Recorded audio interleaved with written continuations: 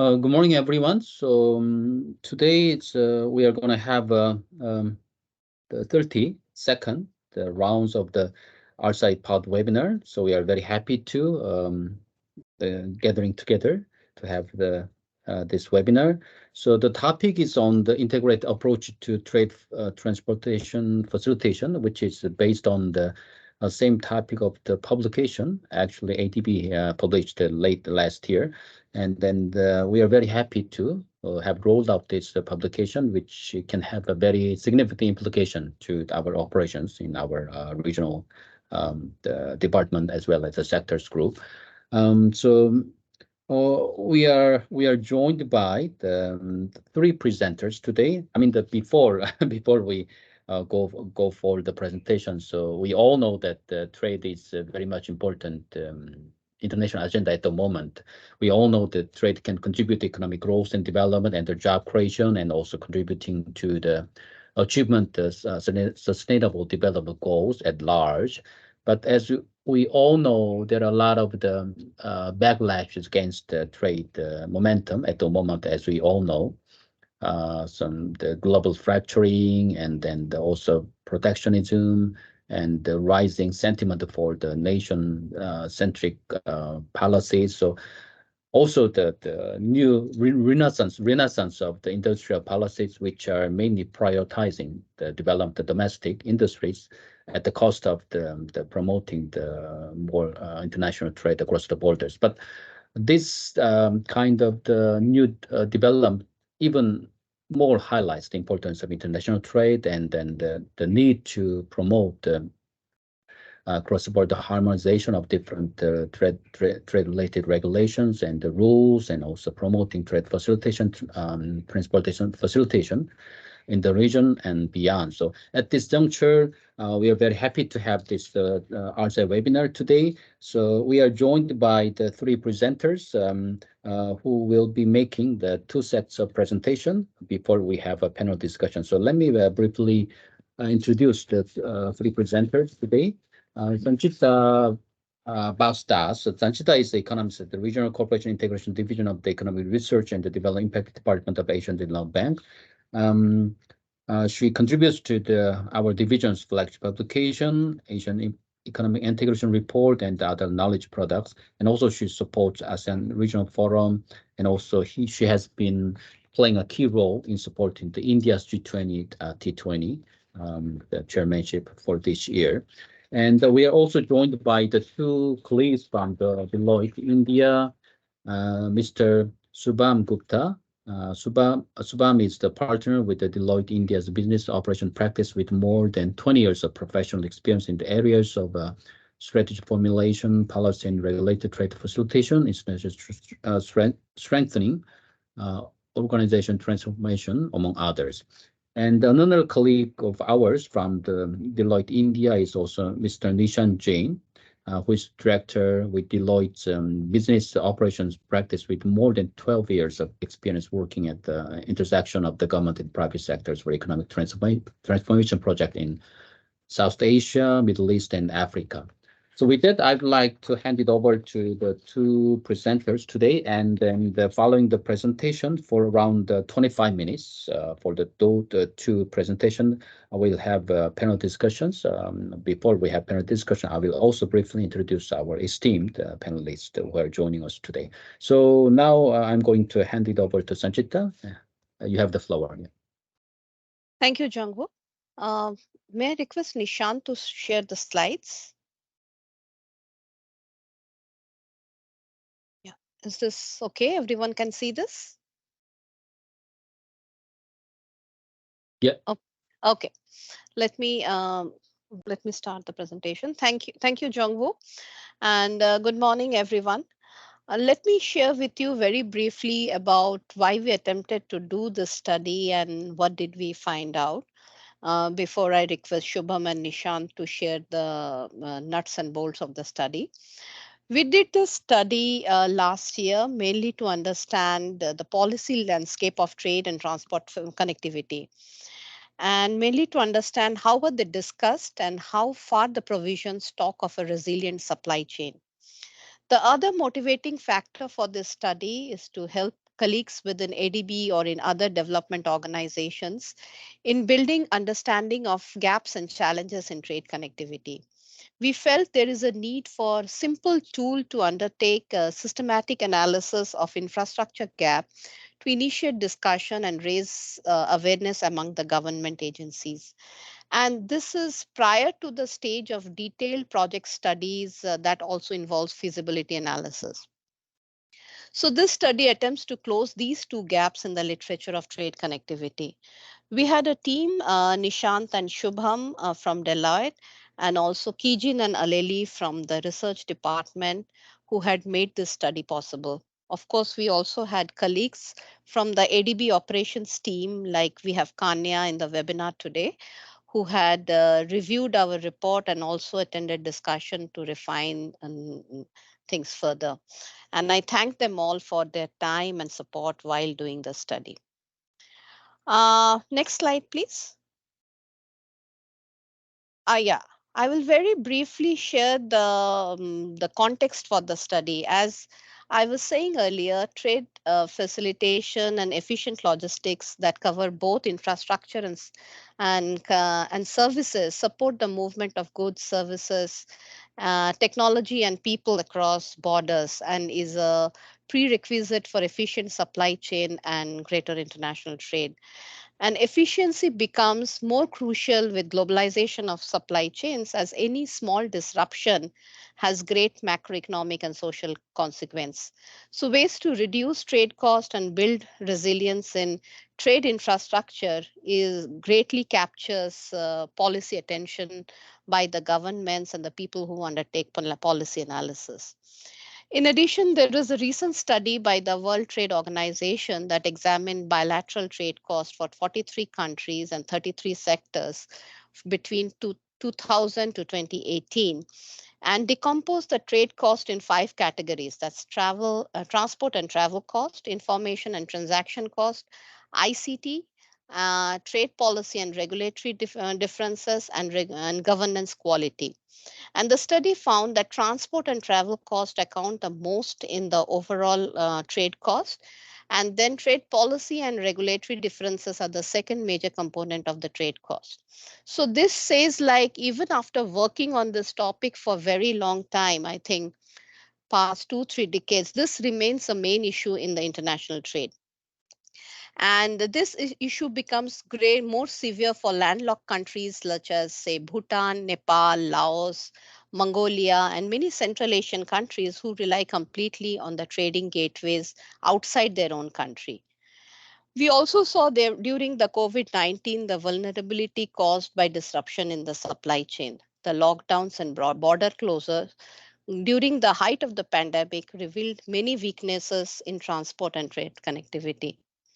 So what this tells us that we need to revisit the policy issue of the trade connectivity using policy tools of trade facilitation and also transport connectivity, and we want to cover both physical and the institutional linkages.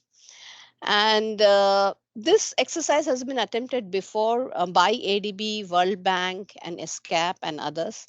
And they are either dated and mostly to address supply chain bottlenecks of particular commodity or monitoring progress. So this study attempts to build on the earlier attempts to discuss this together and also include new elements of gender sustainability to the policy discussion. Next slide, please. So the objective of the study, the two objectives of the study are mainly to look at trade and transport facilitation measures in an integrated fashion that is resilient, sustainable, and inclusive. And second is to provide a systematic tool to measure a country's and or a trade corridor's readiness to enhance international trade. Next slide, please. Okay. So the study looked at selected policy documents, both multilateral and bilateral, covering these issues. The key things observed, and many of you here may know, that discussion of trade facilitation framework have evolved over time. Initially, the focus was on procedural and regulatory aspects of trade to simplify complex procedures. These were gradually broadened to include transparency, standardization of trade documents, coordination between borders.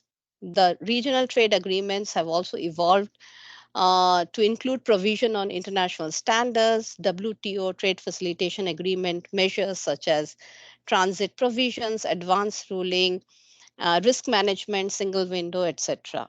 More recently, what we are hearing is trade facilitation framework is including sustainable trade, focusing on facilitating trade finance, measures for MSMEs and women-driven firms, and provisions to mitigate the impact of unforeseen crisis. So the scope is getting bigger and broader.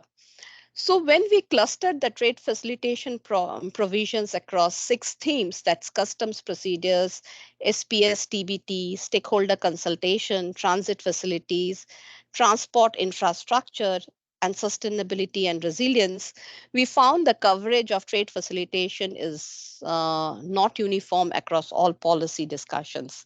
So while custom procedures and formalities, which was the oldest form of trade facilitation, are adequately covered in multilateral and regional discussions, coverage of transport connectivity is dealt separately and it remains weak.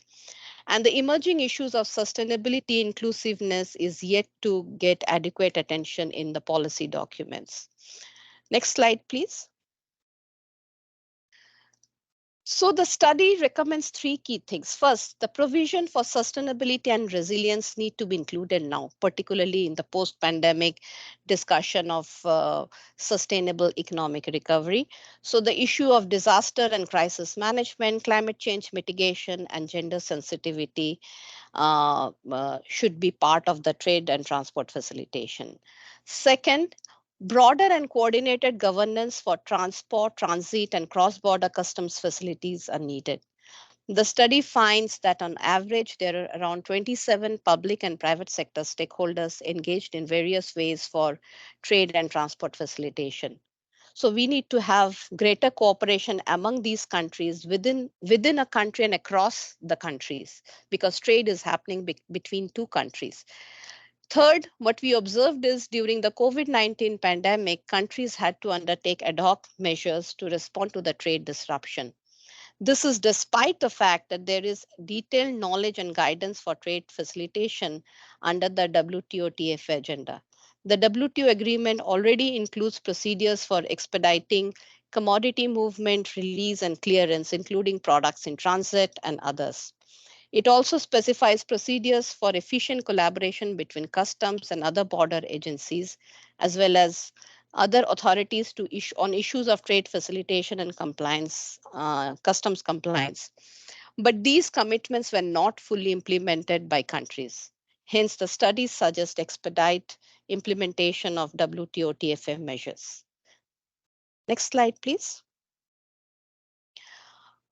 Moving to the next second part of the study, the diagnostic tool to identify trade readiness at national and subnational level, we use the same broader framework of trade and transport facilitation. In this part, we have taken 2 levels of analysis for trade readiness discussion. This is because while many of the trade connectivity related policies are federal in nature, or they have a macroeconomic implication, actual trade happens in a focused geography, which is also termed as trade corridor. So while analysis at country level may tell us broad story about how far the countries are engaged in the global value chain or international trade, for project discussion, we need to go into the subnational level, which we are calling the trade corridor level discussion. So the study looks at a GMS trade corridor covering Thailand and Cambodia, and one border crossing point, and which are Aranya Prathet and Poipet on the 2 sides of Thailand and Cambodia. And as I said, we wanted to keep analysis simple, and we have used mostly secondary data for the analysis. A simple questionnaire becomes useful to collect data at subnational level, that is the identified trade corridor. Accordingly, the study provides some policy recommendation for the concerned country and the trade corridor. So let me now request Shubham and Nishant to take you through the details of the study. Over to you, Shubham. Thanks, Sanchita. Thanks, Jongwoo, and a very good morning to all of you. I trust I'm audible. Yes, Shubham. Okay, thanks. Next slide, please. So I'll maybe just start off with detailing in terms of the broad approach that we had for the engagement. So as Sanchita laid down in our address, we basically had a kind of a two-step approach. The first was formulation of a framework, with an integrated approach to trade and transport facilitation. Basis a review of the existing literature, the gap in the existing literature, and certain best practices that we observed could be applied to address those gaps. So that was the initial part of the study in terms of developing a framework, which then we could take to the national and the subnational level for purposes of assessment of the integrated approach to trade and transport facilitation across the geographies, and what could be some of the key issues and challenges, and corresponding policy recommendations around the same. So we will give a flavor in terms of how the framework was developed and how that framework has got applied in a specific case study that Sanchita referred to at both a national and a subnational level. Moving on, Nishant, to the next slide, please. Yeah. So, the first aspect, of course, was, trying to establish the framework itself. And how did we go about doing it? The first and the foremost element here was reviewing and evaluating the existing literature. And that included, 8 key international and regional level trade and transport facilitation frameworks, documents, studies, and surveys. We of course started off with the main highlight of the trade facilitation aspects in terms of the TFA from WTO. We looked at multiple studies by ADB, by World Bank. We also looked at certain frameworks developed regionally, like in ASEAN, and we also looked at findings from a study conducted by UN in terms of this Regional Commission survey on trade facilitation in 21, which gave us a different flavor from a respondent perspective in terms of how they are seeing these frameworks and agreements play on the ground, right? This led us to a formulation of a broad framework by arranging the cohorts of provisions together. So if you see on the chart on the right here, so we have 6 clusters that we identified. And as Sanchita alluded to, it includes not only the physical and the regulatory part of it, but also emerging themes like sustainability and resilience as well. And on the physical side, there was a specific focus on transport infrastructure as well, given its importance, which we will see in the subsequent slides. So these were the 6 clusters that we identified. And if you will see that beneath them, we have clustered the cohorts under them. So for example, on the customs, we have the simplification and the harmonization and digitization as the key themes. So there are 11 themes running across these 6 clusters, and there are 74 unique provisions which are currently relevant, which we have attributed to each of these 11 themes.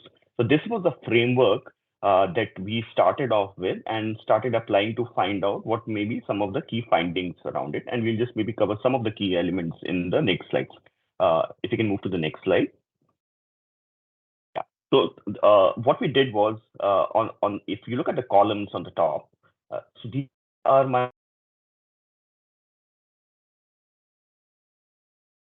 the 11 themes corresponding to these 6 clusters mapped on my columns, right? And the rows are the 8 key literature reviews that we did in terms of my agreements, my frameworks, and my regional assessments and the surveys as well.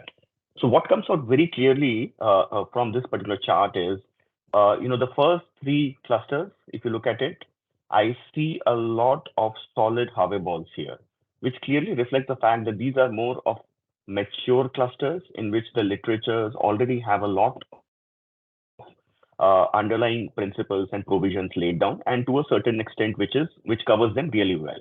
Whereas if we start moving to the right of the chart, when we come to the transport side of it, when we come to the resilience and the sustainability elements of it, we see a lot of white spaces out there.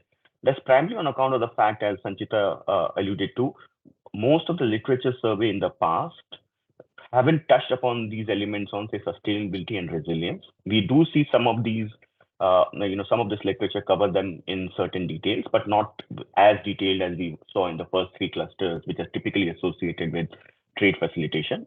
And similarly, on the transport side, we do have certain elements getting covered, say, for example, on the transit. However, when we look at transport infrastructure per se, in terms of behind the border connectivity for multimodal movement of goods, or on the cross border in terms of the various infrastructure, there is lacuna in terms of how those elements are covered in the respective documents. Next slide, please. Then what we did is we applied this framework, right, to the study that Sanchita alluded to, the WTO 2021 study on the composition of trade costs for goods per se. And here, what we interestingly see again is if you look at the key cost elements, 29% on transport and travel and 26% others, which is around 55% of the total trade cost. The coverage of this particular frame, as we have laid down, say on the transport and travel, is touched upon by certain elements at a very superficial level, and the extent of coverage that may be required in terms of giving it an integrated view is something that needs to be built upon. Similarly, very interestingly, on others, these emerging themes on sustainability and resilience, we find that they are yet to be built into the extent that we would like them to see going forward in the component of others. So those elements actually need to get measured as part of the total cost, and focus needs to be given on that, and the mechanisms for measuring the same, which we feel is currently missing and not in representation is there. So very clearly, the clusters and themes which are impacting my bulk of the trade cost are not necessarily covered in the relative depth and width that we would like them to be covered in. Moving on. However, having said that, what we find is there are certain standalone, bilateral or regional transport agreements which do cover certain elements of it, mostly on the transit and the transport infrastructure side of things. So in a piecemeal basis, we do find it is done. But again, when we roll it up at an integrated trade facilitation and transport level, then there are clearly gaps in terms of taking an integrated view. Moving on, Nishant, to the next slide. Yeah, which brings us to our hypothesis in terms of how should we address the findings that we had if we roll out this kind of a framework comprising 6 clusters, 11 themes, and 74 odd provisions. So what we clearly see is, on one hand, we have existing framework which seems to be quite robust and covers the first 3 clusters well. Therein, the problem and the challenge is mostly around reinforcing the acceptability and wider implementation. So implementation of such some of these measures needs to be expedited and made more efficient. Right. So this includes the fact that for example, one of the key elements which came out was on the paperless trade aspect of it. It does exist in the provision. The acceptability is there, but however, the implementation on the grounds, as found during the survey, was an element which needs to be worked upon and strengthened. However, the more critical element for us is on the other 3 clusters, which is transit, cross-border transport, and sustainability and resilience. So on the transit, cross-border facilities, and transport, there is a need for strengthening the coverage of the issues that we just discussed as part of this framework. So this would need to address issues like modernization of the border infrastructure, collaboration among the cross-border agencies, focusing on ensuring the compatibility, uniformity of the standards, the last mile coverage, at the border, behind the border, and development of intermodal hubs, development of smart transport systems. So those are some of the areas which have come up as focus that needs to be enhanced as part of the coverage of this particular framework related to transit and transport. Now, when it comes to sustainability and resilience, there is clearly a need for adding new provisions which do not seem to be captured well in the existing framework. And I'll just maybe take a couple of them. The first and the foremost is on, incentivizing new and efficient transport technologies using sustainable and maybe alternate fuels, and substitution for more carbon efficient alternate means of transport is something that would need to be focused on as part of this particular theme.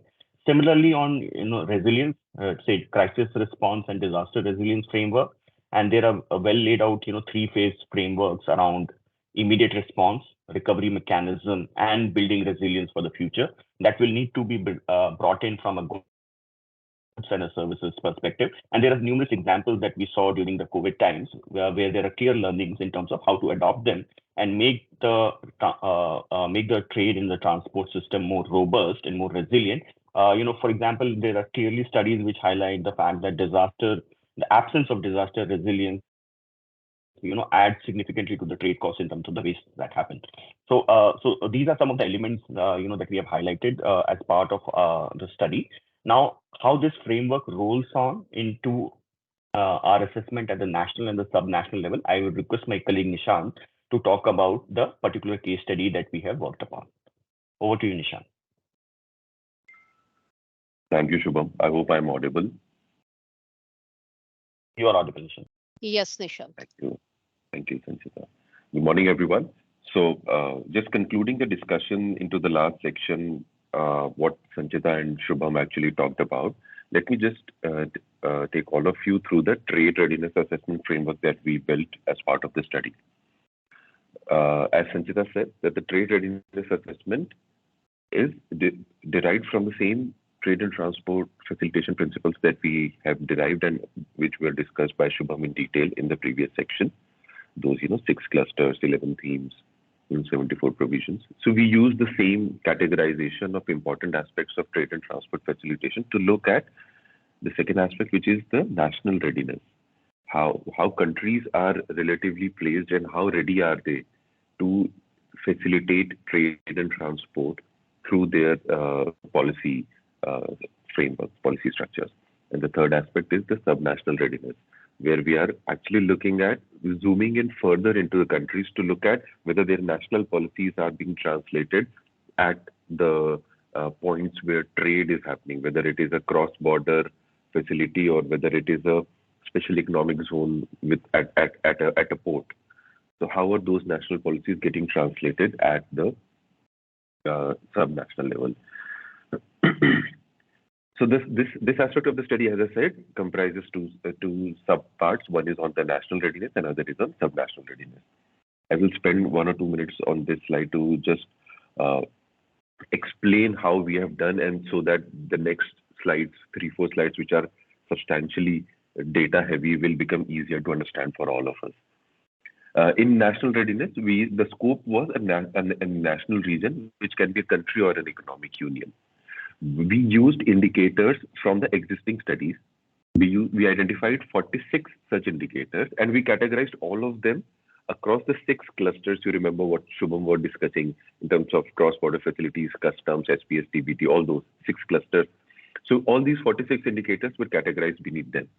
And the sources of these 46 indicators are existing studies. How did we calculate the national readiness? So as Sanchita was mentioning, we used Thailand and Cambodia as examples for showing how this framework will perform.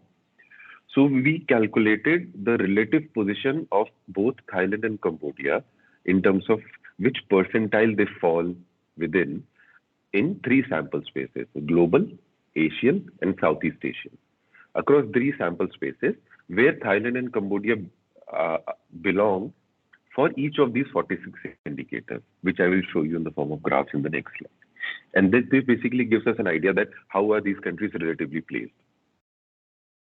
Secondly, for subnational readiness, we defined subnational region as a trade region, which can be within a country.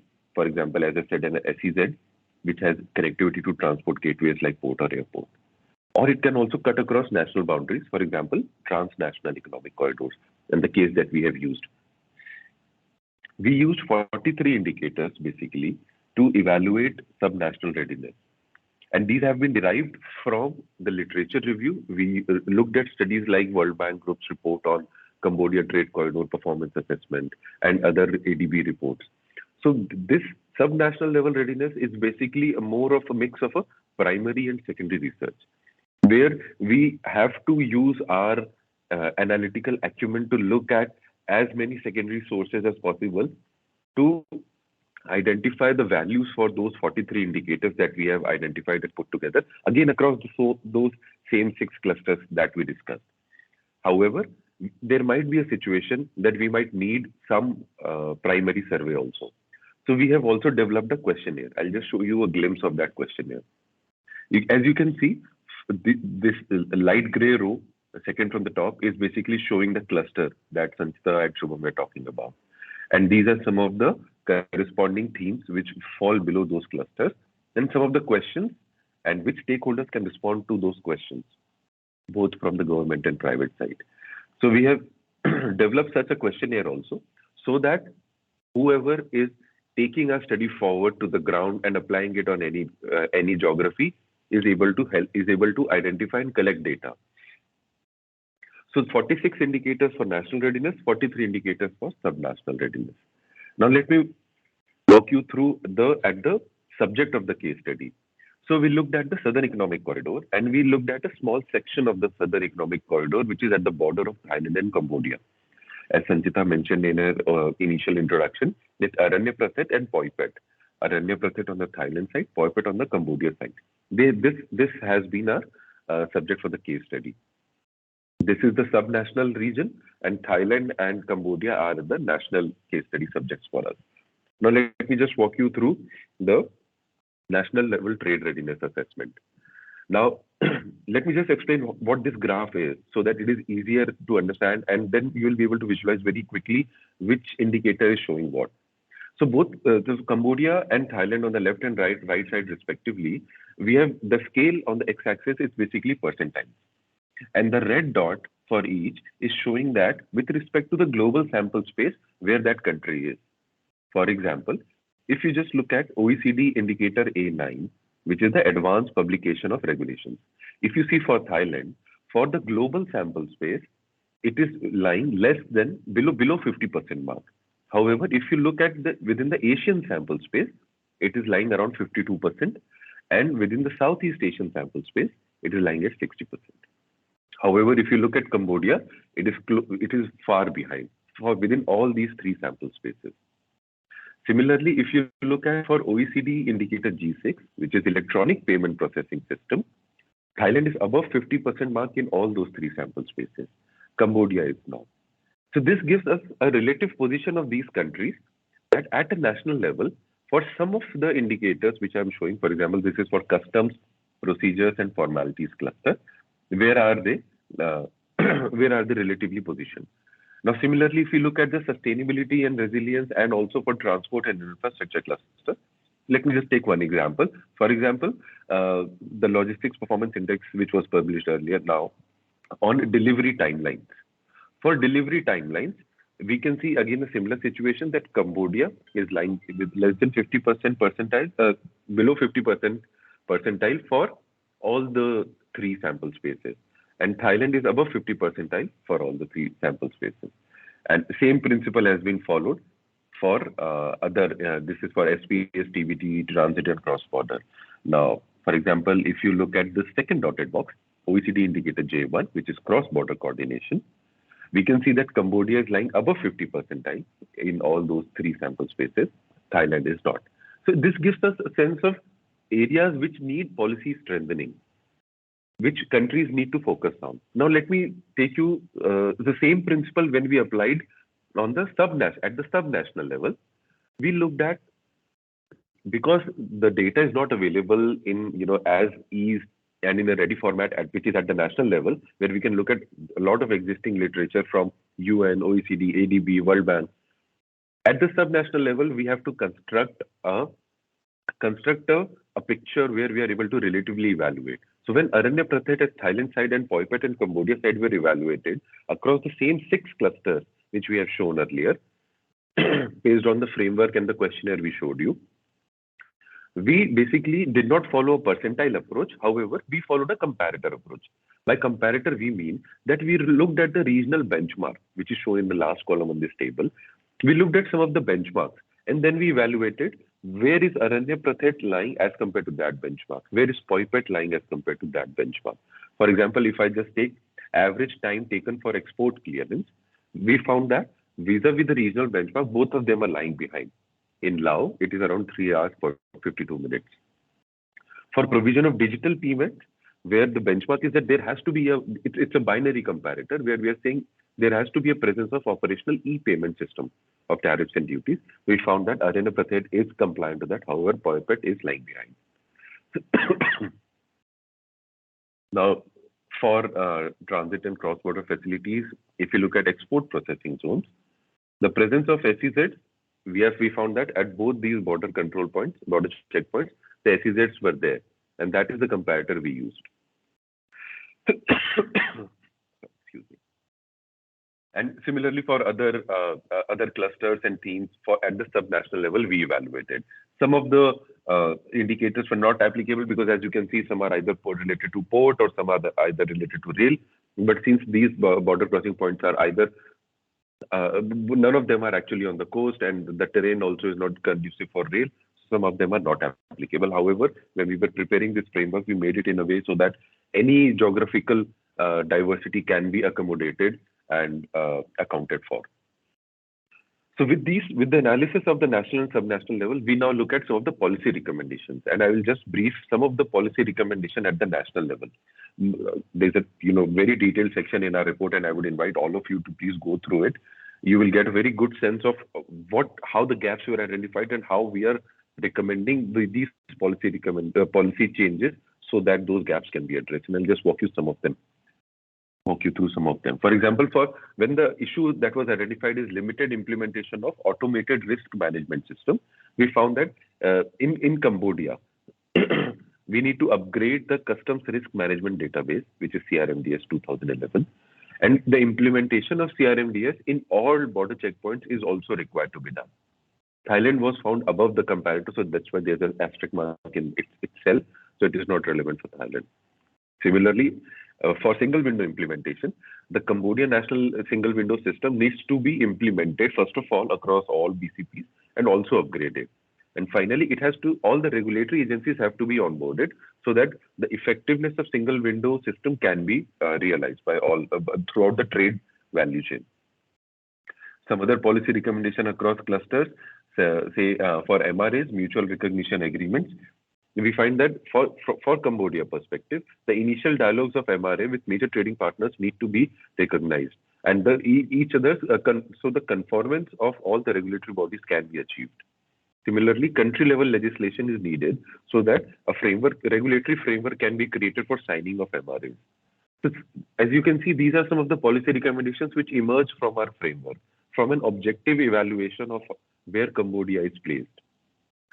Just we'll take one more example of low rates of pre-arrival processing, and both Thailand and Cambodia were found to be lying below the 50th percentile, and that's why you can see we have policy recommendation for both. For Thailand, for example, we are saying we need to increase the rate of pre-arrival processing at land ports through advanced electronic manifests. I'll just skip these recommendations, and now we'll come to the subnational level policy recommendations.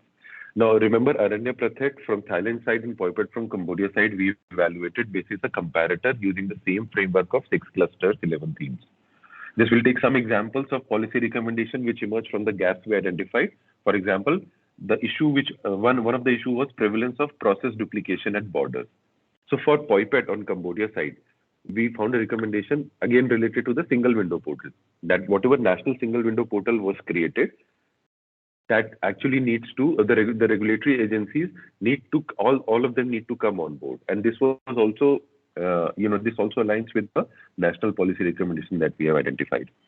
For the use of traditional fuel trucks, as Shubham was mentioning, when he was talking about sustainability and resilience, that we actually need public policies to incentivize people to adopt sustainable e-vehicles on both sides of the border, so that the trade-related carbon footprint can be reduced.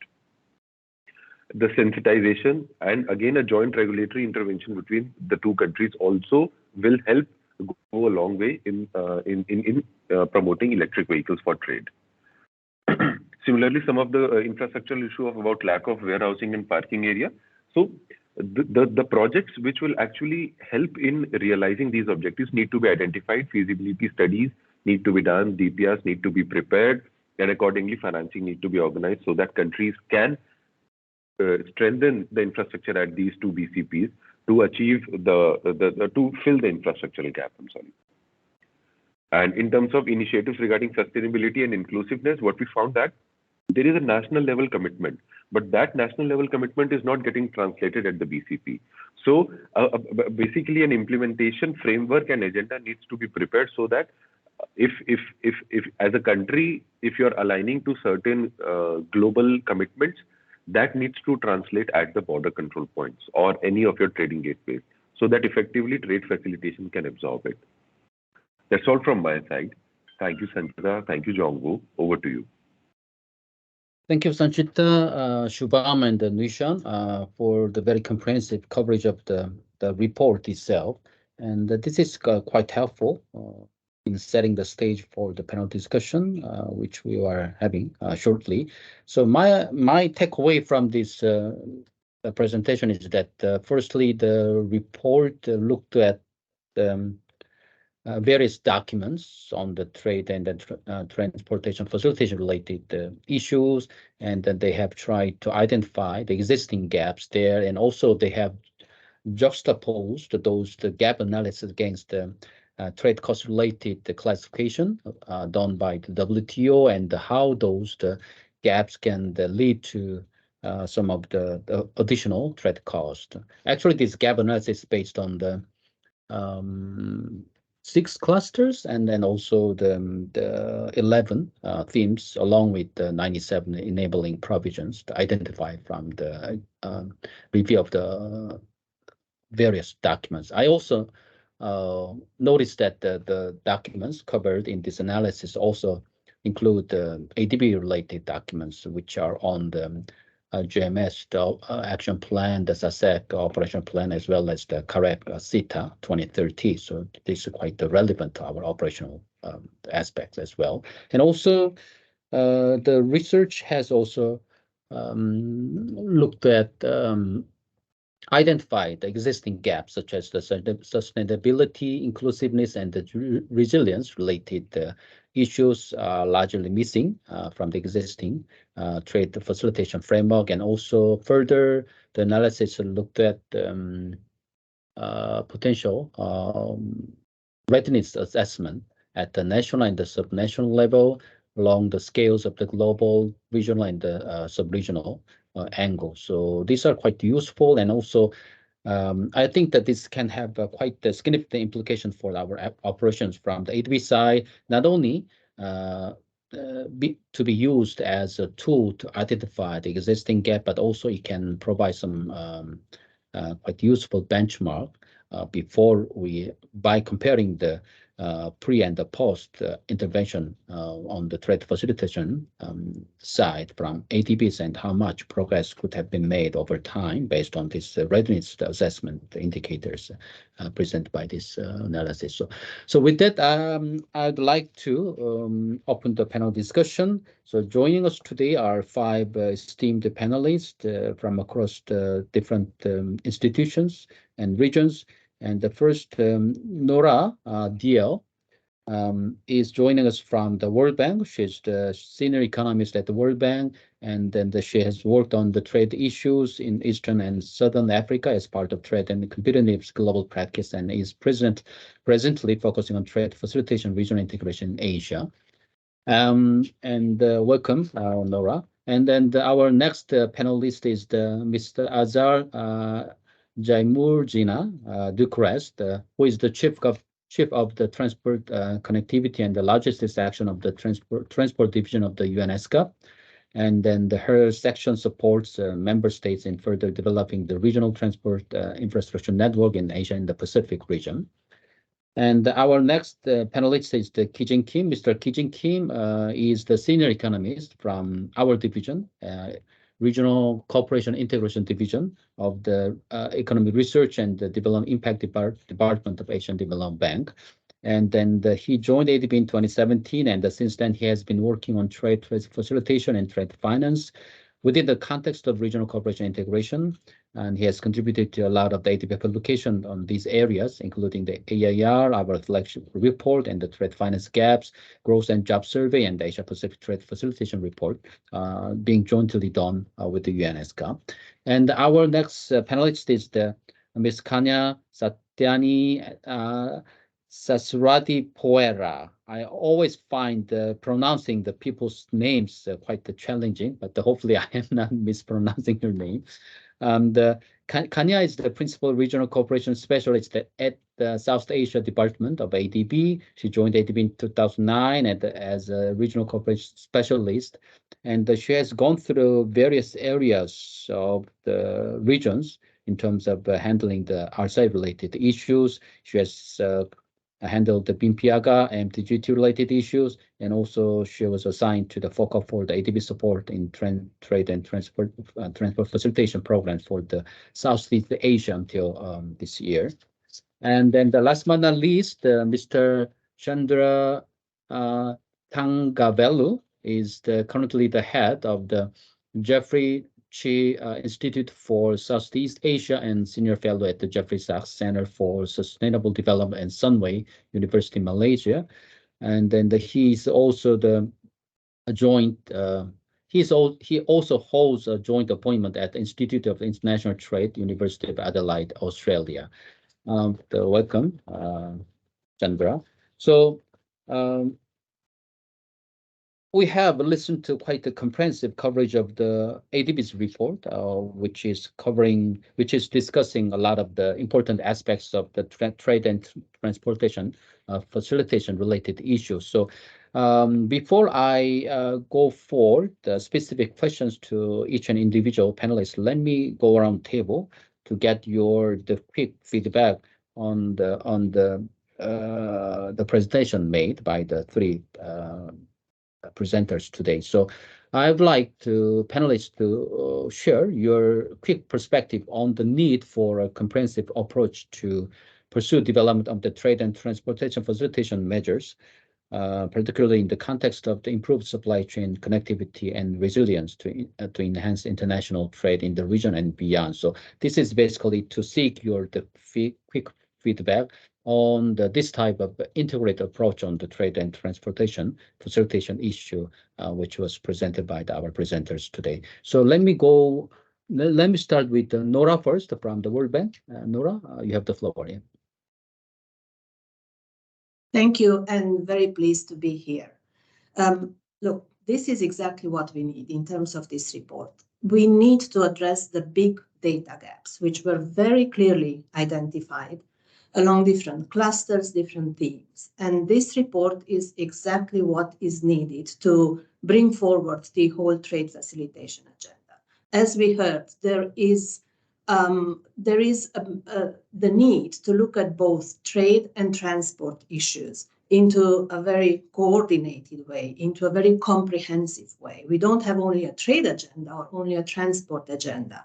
And bringing together the hard and the soft issues is extremely important.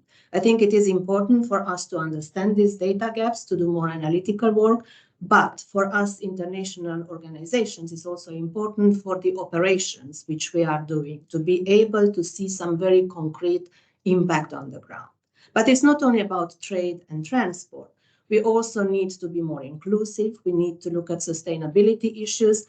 And we see that it's exactly what the report is trying to do with global analysis, regional analysis, but also very concrete country-specific case studies. And we are continuing this conversation. It's a very important step. And I look forward to discussing in more detail the different themes as we advance with our discussion. Thank you. Okay, thank you, Nora. Thank you very much. So let me move on to the Azar. I also understand the UNESCO is handling a lot of the important trade facilitation related issues, and trade facilitation is very much at the top of the UNESCO's agenda. So what's your quick reaction to this kind of comprehensive integrated approach for the trade and transportation facilitation? Thank you. I will also be brief because I'm really grateful for this useful study. I do echo everyone's strong support for this kind of integrated approach.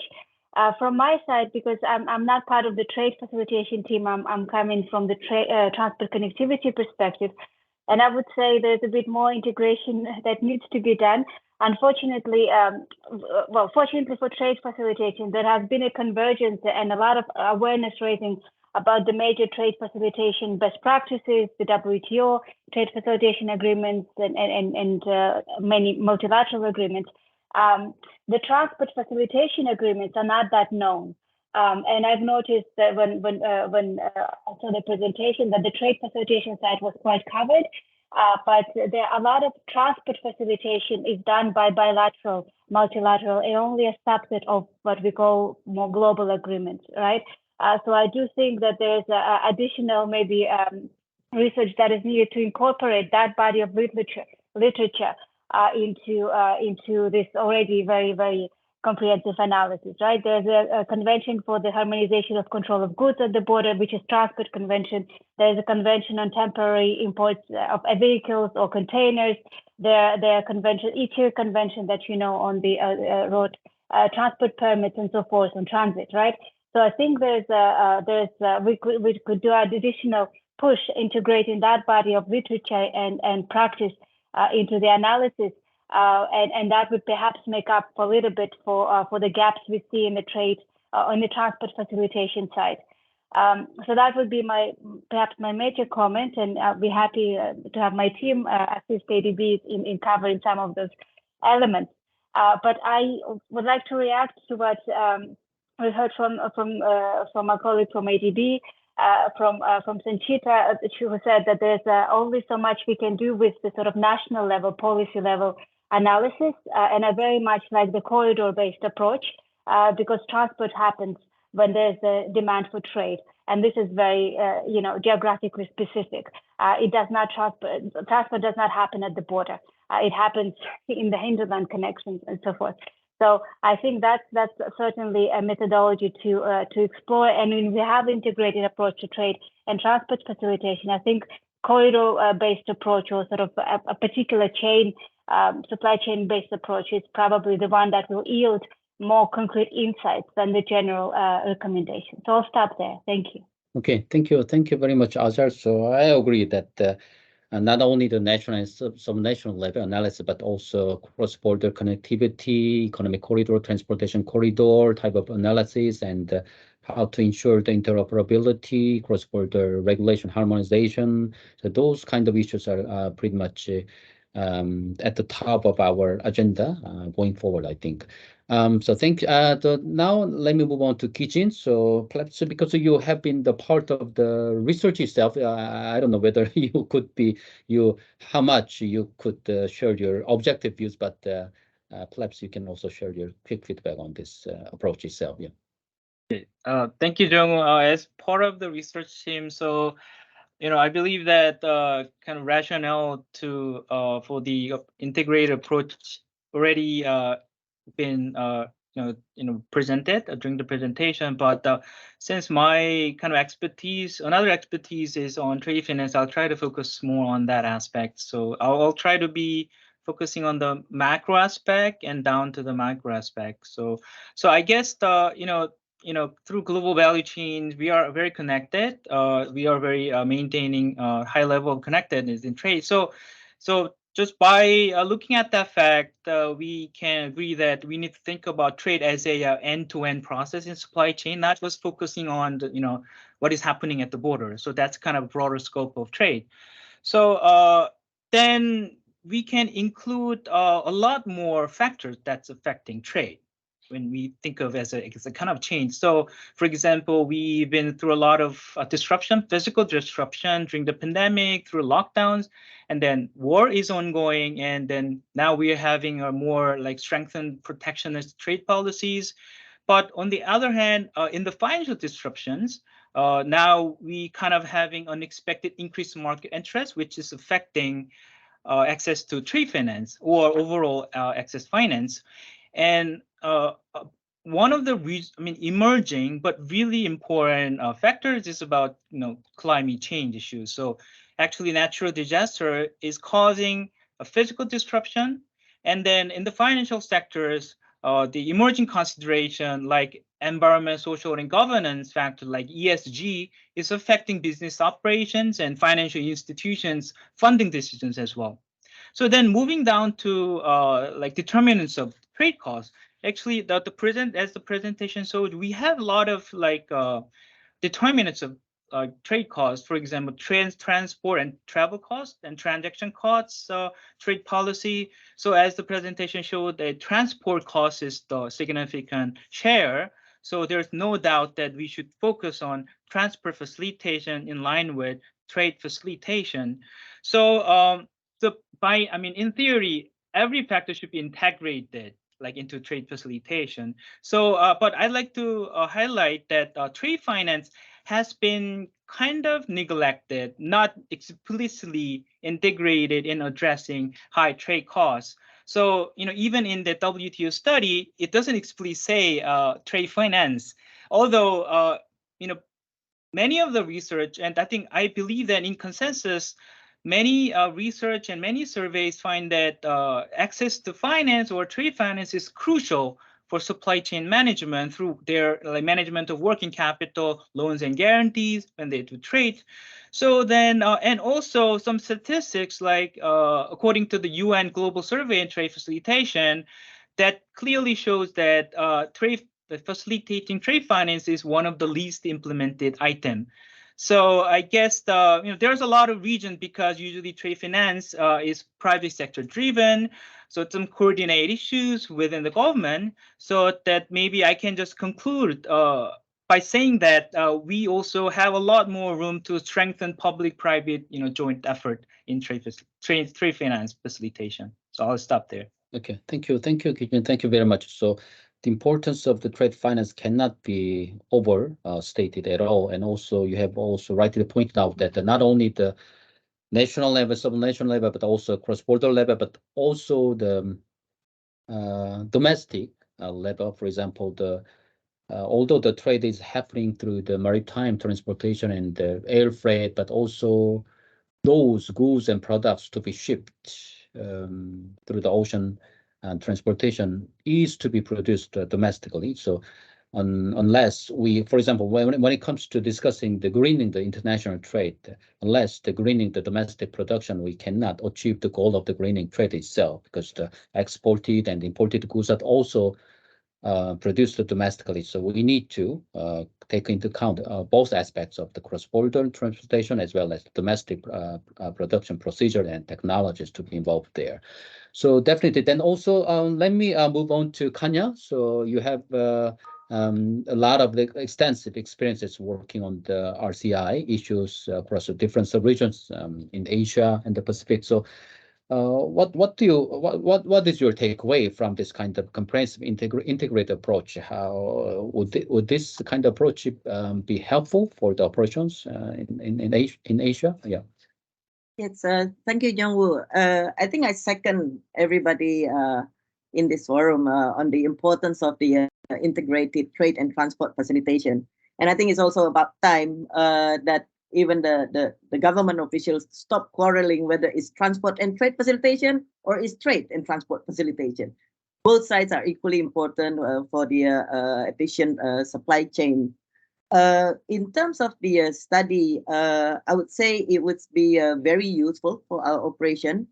In particular, looking at the subnational readiness and quite detailed in terms of readiness for country and maybe a corridor to become a trade corridor.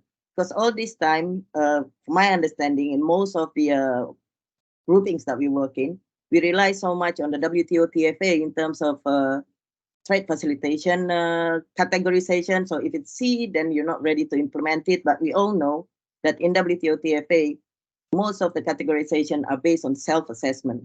And in terms of logistic, we look at the World Bank LPI index, which is also quite aggregated and on a perception basis. So this kind of study that was just presented would really be useful at the operational level to help the countries to actually prepare for their corridors to be more on the economic corridor development.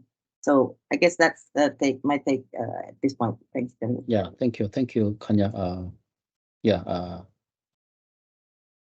So yeah, your points are very well noted, and it's kind of encouraging sign for all of our research team at our department.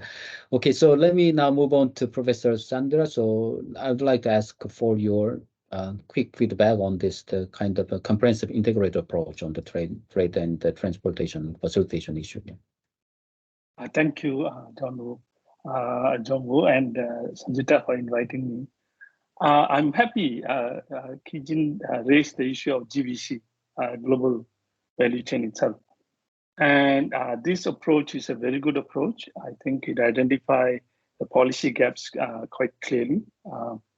And I hope the study extends to other kind of gaps, structural gaps. Fairly, there are strong structural gaps exist at the Thai and Cambodian border. And the structural gaps have to be addressed equally in line with the policy gaps. And fairly, the GVC itself is a very fragmented activity in Cambodia, Vietnam, Thailand, because Vietnam shares the border and then with Cambodia, and so is Thailand. So it's a very fragmented activity. So from the study itself, I can see that trade flows from Thailand to Cambodia, but not the other way. Because the border that was chosen was fairly a very, very weak case study.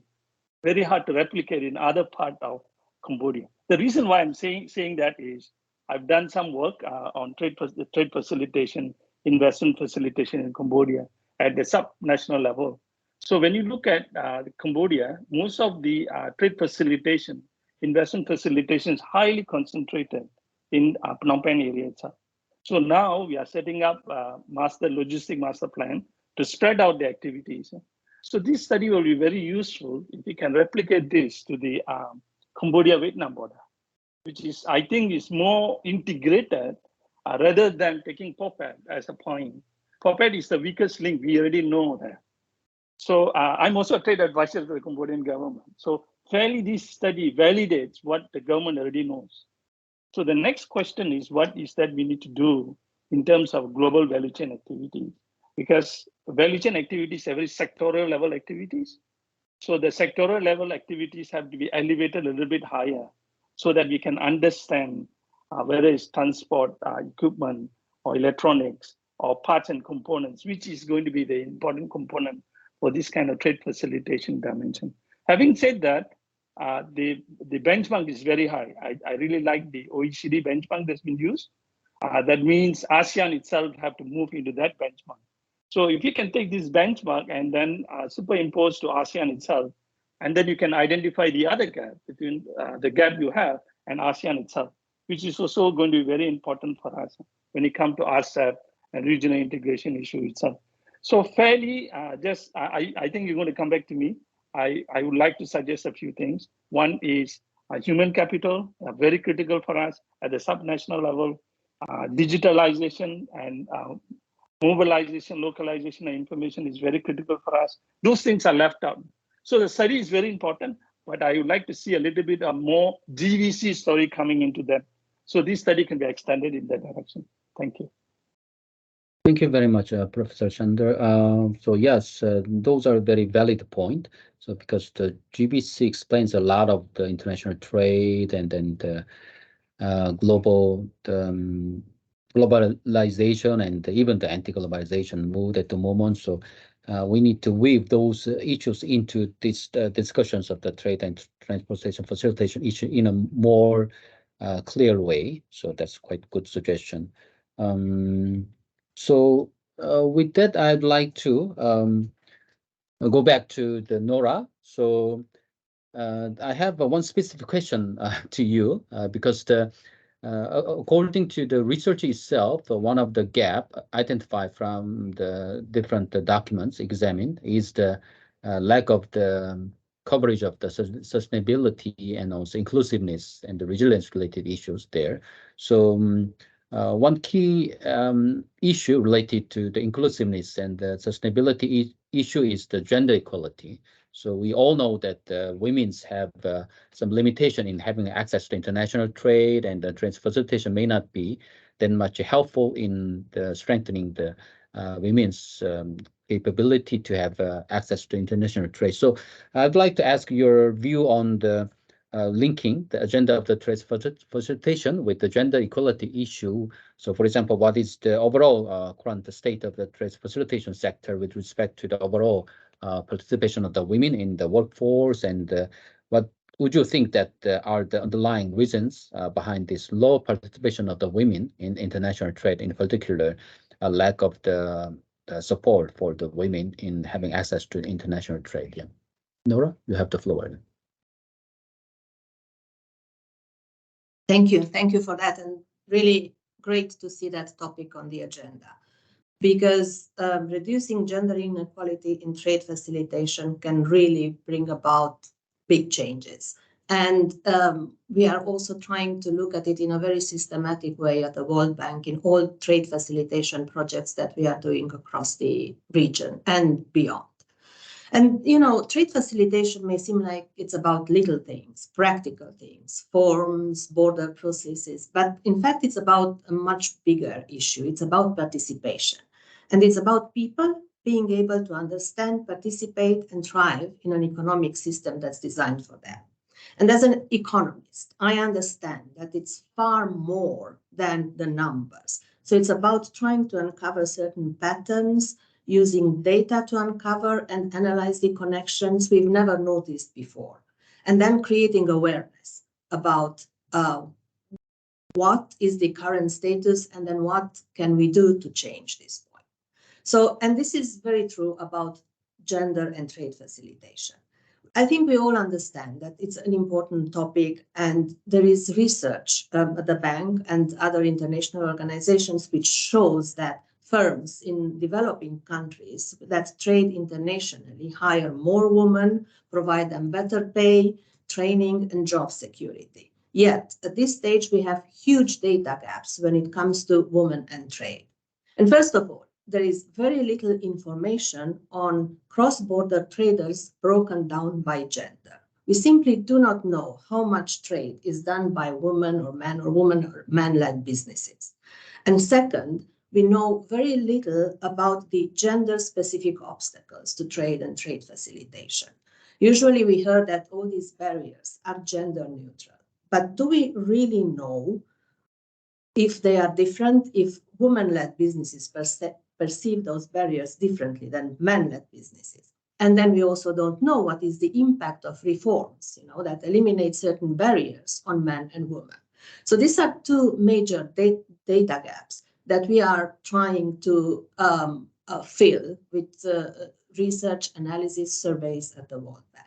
So it's very clear that understanding what proportion of cross-border trading is done by women is key, and also building a more comprehensive, nuanced understanding of gender-specific trade barriers, making sure that women are represented at all levels and stages of the trading process. So I can give you some examples, some numbers to show that the economic and social potential for more inclusive trade is very clear. We have the example of India. We are currently rolling out surveys in India, and we see that only a third of working-age women are active in the workforce, and fewer than 5% take place in trade and trade-related services. That's a global trend, so perhaps the numbers are not as low in other Asian countries, but still, trade and trade facilitation activities are highly underrepresented. And so it's very clear that unlocking this potential is a clear priority for the Indian government, but actually for many of the Asian governments we are interacting with. So it's a big ambition, and delivering it will require conversation, representation, communication, exactly what we are trying to do here.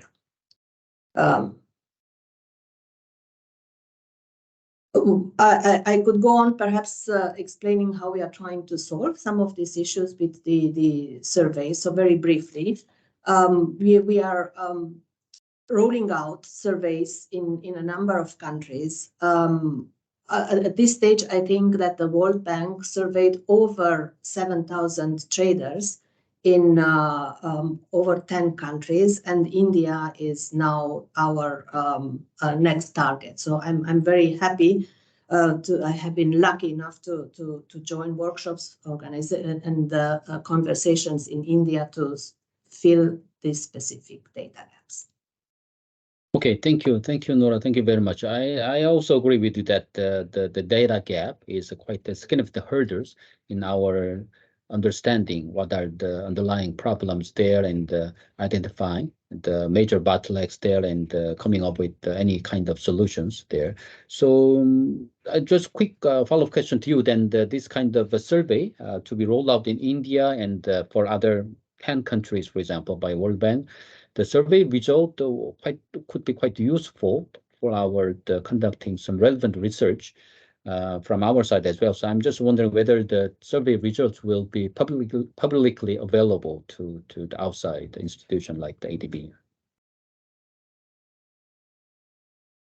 Absolutely. So we will publish the results. In fact, all the surveys that we carried out in other countries are publicly available. So we have comprehensive analysis. And it will be extremely important for us to understand how India, for instance, compares to the other countries that we surveyed. So we carried out surveys in the Philippines, South Africa, Brazil, Fiji, Papua New Guinea, Samoa, Vanuatu, Timor-Leste. So you see it's a combination of bigger countries, of smaller island countries. We also have landlocked countries.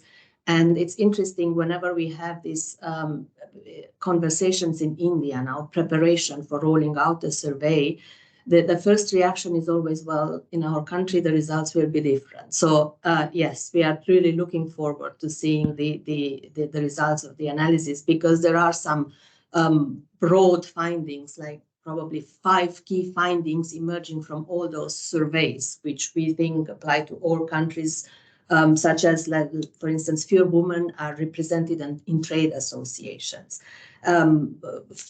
Fewer women than men know about the existence of declarations that can be submitted electronically. So digitization is extremely important.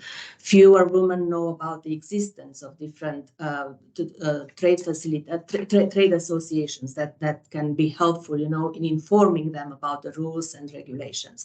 So it will be very interesting to see how India compares with all these other countries, indeed. Okay, thank you very much. We will also be very much interested in getting to know about the survey results from India and other countries in the region. Okay. So let me now move on to Azhar. So being with the UNESCAP, I know that your institution is working very heavily on supporting the landlocked or land-linked countries. So from that angle, so what to think about the comprehensive approach to build both border and beyond the border approaches to improve the cross-border supply chain connectivity. So you are basically working on the connectivity cross-border. So yeah, both at the border and the beyond the border related issues. Yeah, you have the floor, Anja. Yes. Thank you very much. It's a big question, but I will try to just share the gist of what I see as the main issue. And if I may, as I said before, and that's why I was really happy with this webinar, there is no such thing as integrated approach, right? As we can see, be it and including in the landlocked developing countries, even though you would expect them to be much more aware of the issues of how you need to integrate trade and transport facilitation. And by and large, I see the issue of sort of such integrated approach, a comprehensive view, is institutional. It's the way we deal with trade, it's the way we deal with transport. We're very much, and even the UN, very much the reflection of our governments, which still treat trade and transport as separate portfolio, and they don't, and very, very complex and fragmented sometimes ones. So in a very strange way, when transport looks at trade, we don't look at trade facilitation. We look at general trade liberalization. We look at, are you open? Are you open in your markets for trade? Do you have economic structure, to generate high volumes of goods? to flow through the transport corridor. So basically, transport in many ways looks at trade as a sort of origin of the demand, right? And it's not just, of course, through facilitating trade, you can facilitate and generate additional, stimulate additional trade, but by and large, it's trade liberalization policies that we're looking at. And in some cases, I remember in recent missions to undertake the issue of analysis of transport connectivity. What we were saying is that, of course, we keep investing in transport and transport infrastructure, but we don't see uptake of the regional trade or intra-regional trade because of the prevailing trade restrictions, right? And that was not trade facilitation as such. So that's I think one of the issues. When transport look at trade, we don't look necessarily just at trade facilitation. And by the same token, when trade looks at transport, they're not looking at transport facilitation per se, because I've rarely heard in this assessment the issues of what we call transport facilitation, which is the liberalization of road transport permits, standardization of emission standards of vehicles, the vehicles dimensions, right, and many other issues, or exchange of information among railways, which we consider to be transport facilitation.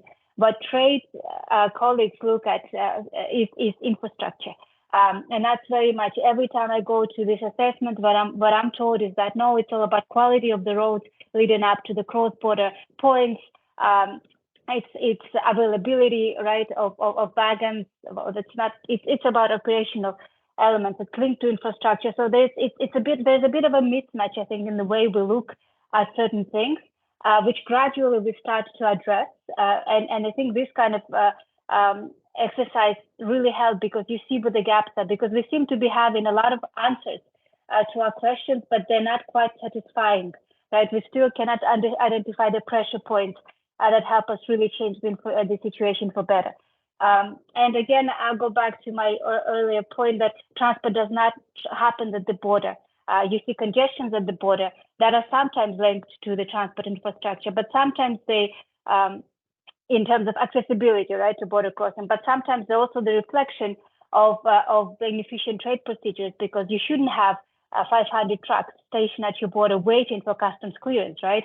So it's not the issue that you don't have enough of parking space, or the road needs to be enlarged. It's the issue of making your cross-border procedures more efficient.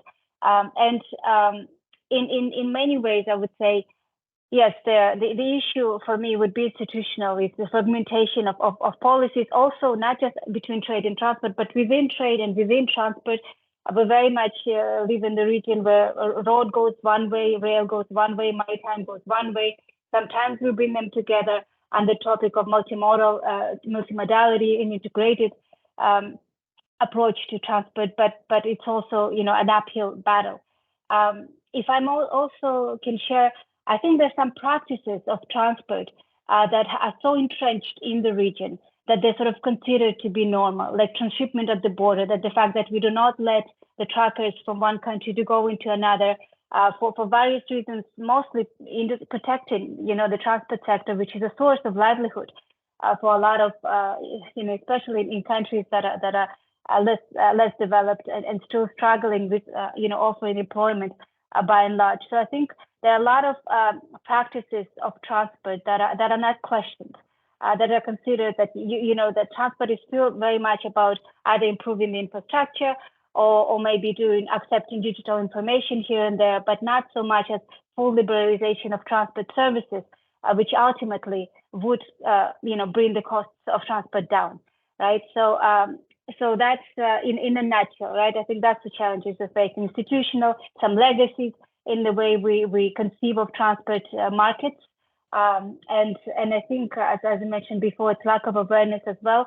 There are very good models and examples how you can facilitate transport, but they're not well known. And what we are trying to do, and that's my last point, we have 3 intergovernmental agreements on infrastructure, right? On Asian Highway Network, you mentioned that in one of the presentations.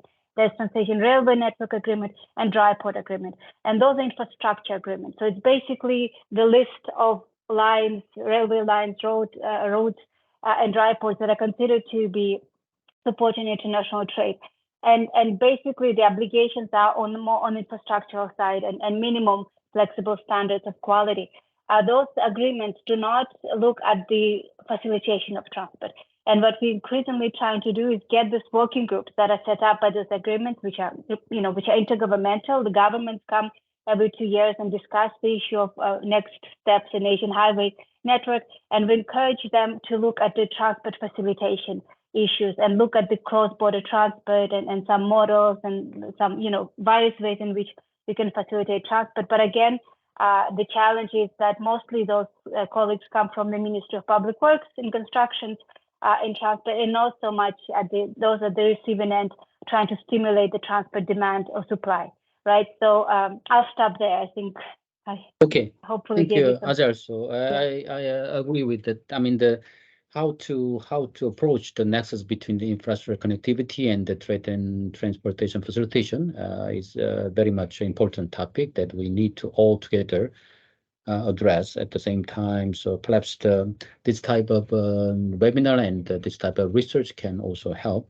understand those kind of complex the linkage between those two issues. Okay, so in the interest of time, let me move on to Kijin. So very quickly, so MSMEs are known to have the quite a serious the hindrance in having access to international trade. So can you please share with views on how to support the MSMEs in particular, so that can have better access to the international trade? Yeah. Okay, thank you, Joe, for the question. So I'll try to be brief. First, the benefits of having more access to finance is very obvious. Many of the researchers' reports confirms that a better SME credit access is promoted from performance growth, competitiveness, which ultimately lead to their internalization. So and their participation in the global value chain. So the problem is not only for trade finance, but also overall like financing conditions has been there have been lots of financing gap. So as well as not to mention the trade finance gap. So that's what World Bank as well as ADB finds in their own research. So then these phenomena are actually more serious, particularly for smaller firms, which have more implications for inclusive growth through the promotion of access to finance. So there's a ongoing survey on ADB side, which is going to be released pretty soon. So in our survey also confirms that many of the firms one of the major issues in their supply chain management was insufficient financing followed by high transportation costs. So then what were their specific challenges, which is kind of well known to most of the people in this field, like access finance has been one of the top export barriers. And then for a large gap smaller firm, this is very acute in developing countries, and particularly women entrepreneurs have serious issues in getting more fundings. Then why? So it kind of reflects that invisible hands are not working really in this aspect. So some of the particular issues is a kind of formal channel like banks. So they are very subject to stringent requirement by the governments, like the collateral and regulatory compliances, which is very costly for dealing with small clients, anti-money laundering, know your customer, Basel capital requirements, all those things have, there have been kind of remaining issues. So then that's why I would like to argue that there are a lot of room for public intervention. So like through more provision of trade finance from the public sector, and then also accommodating more collateral or promotion of alternative channels like the digital, and then more innovations in coming up with credit assessment appropriate for SMEs. So there are lots of issues, and also lack of corresponding banking issues, which is more severe in developing economies, including the Pacific countries. Then also there are lots of issues on their own capacity issues for the firms. Like many of them are lacking resources, and then they don't know much about financial. They don't know how to read, a financial report. Lack of financial literacy. These are issues also very prevalent. many of those issues. So in terms of dealing with these issues, so I guess I have more chances to talk about this, what ADB is working on this area. But just as from the perspective of like a regional cooperation integration, I guess access to finance is over very important issues. And then I believe many of the countries have their own agenda as one of the priorities in supporting trade. But I would like to point out that we can kind of do something more on RCI aspect through trade agreement. Like I mentioned, trade finance, even though it's one critical element in trade facilitation, it's not really included as part of trade agreement. So I checked, for example, ASCAP's paper, very recent paper, and they find that more than half of the RDAs, regional trade agreements, include MSME provisions, not necessarily trade finance. So they acknowledge the important MSMEs, their importance in trade as well. But even for these provisions, it's very kind of general or non-binding form of support for SMEs, like as an area cooperation between the signatory countries. So, given this background, trade finance is not very well regulated. So, yeah, even though we keep saying the access to finance is really important for trade. So, yeah, I hope this kind of motivates to lead to additional kind of the discussion of how we can address this issue. Yeah, I'll stop here. Okay, thank you, Kijin. So we are running out of time. So Kanya, very quickly, so based on the huge experience having worked on the different subregions, so can you share with us where the ADB is putting the priority in terms of pushing for the trade facilitation, of course, within the subregion or across the subregions? Yeah. You're muted, Kanya. Sorry. Thank you, Jong-woo. I think in terms of trade facilitation, it is one of the priority in all sub-regional grouping that are being supported by ADB, be it the Greater Mekong sub-region or Central Asia or SASEC. Every sub-region have a trade facilitation program. And for ADB, basically in terms of operation in preparing the region to push for a combined planning of trade facilitation and transport, I think ADB has been a strong advocate of this economic corridor development, and recently even economic corridor network in all the sub-regional grouping. And basically, we have a number of studies done on the economic corridors, be it at the national level, as well as cross sub-regional, within the sub-regional level. And with that, we use the sub-regional forum. As an example, for simplicity, I'll use GMS. We have the sub-regional transport forum to look into the hard infrastructure of it, the connectivity. And we have this, what we call the cross-border transport facilitation agreement meeting, where the ministers meeting to talk about the soft infrastructure. Now, of course, it is transport facilitation. We're talking about transit, interstate traffic exchange and all, but there is a trade facilitation element, mostly transit issue and coordinated border management. But I mean, GMS has quite a big institution, quite a network of institutions. So the GMS, CBTA, and the Sub-Regional Transport Forum also collaborate with what has been recently established as GMS Trade and Investment Task Force, where they do a joint activity to look into a broader agenda of the trade facilitation. So, and also they have a forum also on the Economic Corridor Forum where the ministers level talk about a practical level. So it is already talking about the integrated transport and trade facilitation, not as structured as what the study is suggesting us to do, but it has started, and I think the awareness is there. So I would, again, as I said earlier, this study would be very useful for our operations. And maybe we can discuss later with Sanchita on how we can introduce that. Unfortunately, not in GMS, maybe something in South Asia, Sanchita, since now I'm in South Asia. Okay, I'll stop there. I know time is very short. Thank you, Jong-woo. Okay, thank you, Kanya. So one good thing with research is the can be easily replicable to various countries and the sub-regions in the region. So hopefully we can be of some help to the operational colleagues in ADB.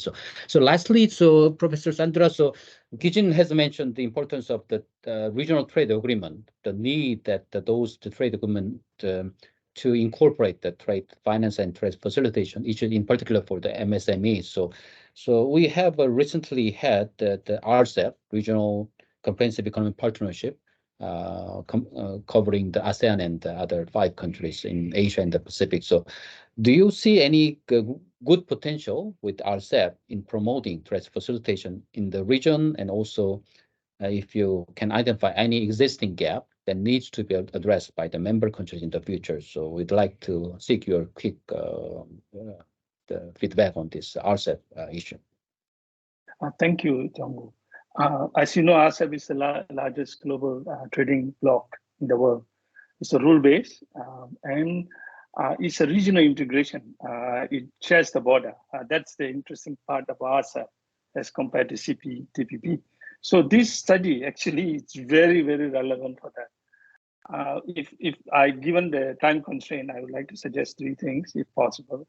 One is the indicators that given here in the study are not the commitments made by countries. So countries don't commit based on these indicators. So it'd be very interesting to take this study that you won't take the POPAT area, because that's where Cambodia wants to integrate with the Eastern Economic Corridor.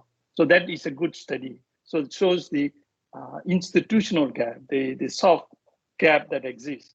But there are a lot of other gaps exist. So commitments are made at the free trade agreement.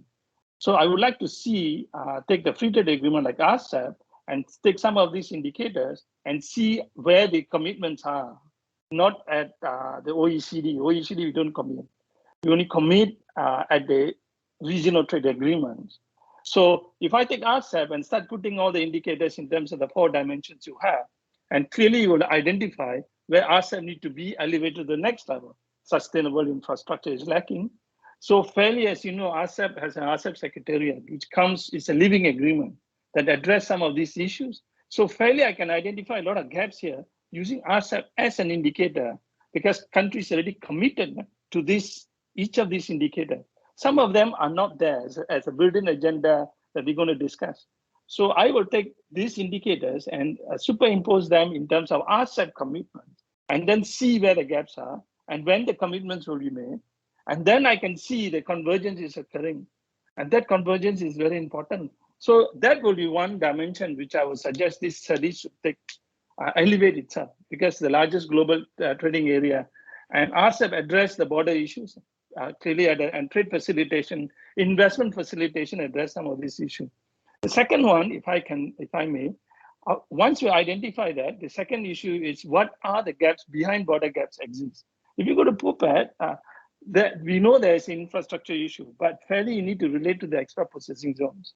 The export processing zones have to be elevated to the next level.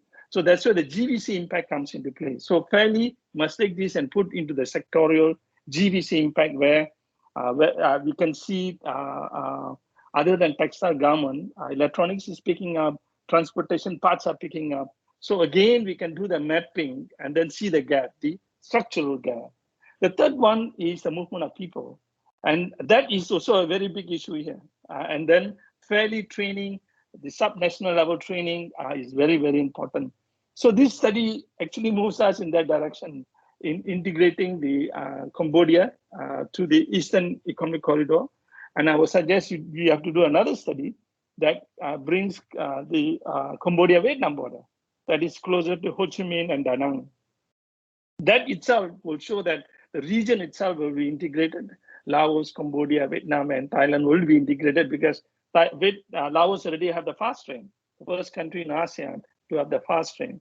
The next one is Indonesia. So fairly this story, the story you have, fits into many, many dimensions and make this into a more forward-looking story. Thank you. Okay, thank you very much. I think so not only the current status-based analysis, but also commitment-based analysis could be quite helpful and useful, and also in taking the future discussion within the scope of the RCEP and other bilateral regional trade agreements going forward. As you have mentioned, that those agreements should be the living documents, which could be improved over time based on the consensus among the member countries. So with that, we didn't have enough time to open the floor to the questions from the audience, but I would like to encourage some audience who might have some questions about this research. Please feel free to get in touch with Sanchita and Kijin and other members of our research team. So with that, we have come to the end of this webinar. I hope that you have benefited from the discussions made by our esteemed panelists and also presentation made by Sanchita and other two colleagues from Deloitte. And then likewise, I have learned a lot from this discussion today. So I'd like to appreciate all the contributions and insights made by the panelists today. And I thank you very much for your contribution. And also, I thank all the audience and the participants who joined us today for this webinar. Thank you. Thank you, everyone. Have a good rest of the day. Bye. Thank you. Thank you. Thank you, Sanchita.